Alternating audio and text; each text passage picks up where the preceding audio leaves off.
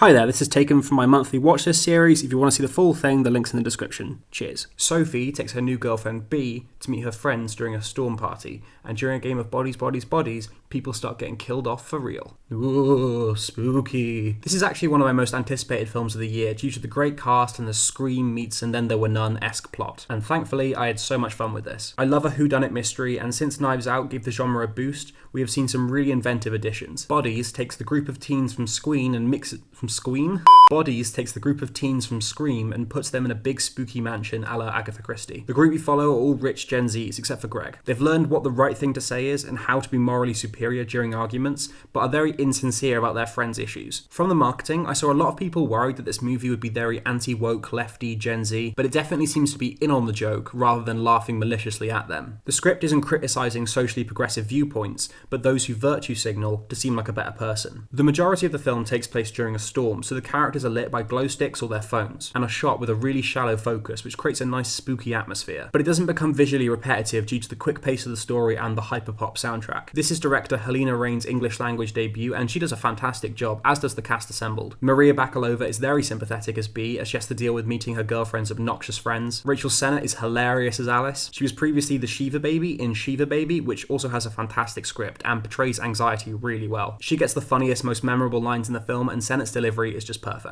What is your podcast about? Hanging out with your smartest and funniest friend.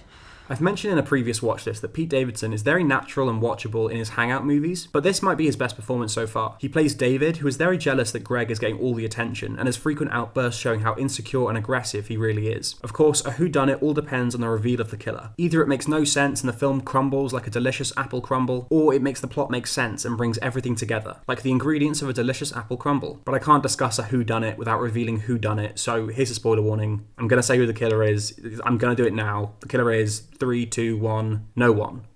And that's perfect. When the twist is revealed with Pete Davidson having accidentally killed himself while making a TikTok, I was laughing so much. Aside from Emma's fall down the stairs, we see every other kill happen. We only assume they're being murdered due to the group's coke-fueled hysteria. These characters are so drunk and scared, and not to mention selfish and self-centered, that it fits that they would assume they're being stalked by a mysterious killer. And as Greg fits the bill, the gang are immediately suspicious of him. Sure, he was maybe trying to recapture his youth a bit, but he didn't do anything to deserve getting beaten to death by a bunch of tripping kids. Old Greg is played by the always great Lee Pace, and he's very much the antithesis to these kids. He's prepared for the storm, he's responsible, removing himself from confrontations with David, but this just makes him all the more alien to the kids. I love the joke about Greg not being an army vet, but a veterinary assistant. I had a blast with Bodies. I can see this becoming a classic sleepover movie. And I give this movie a can't wait to see it again out of 10.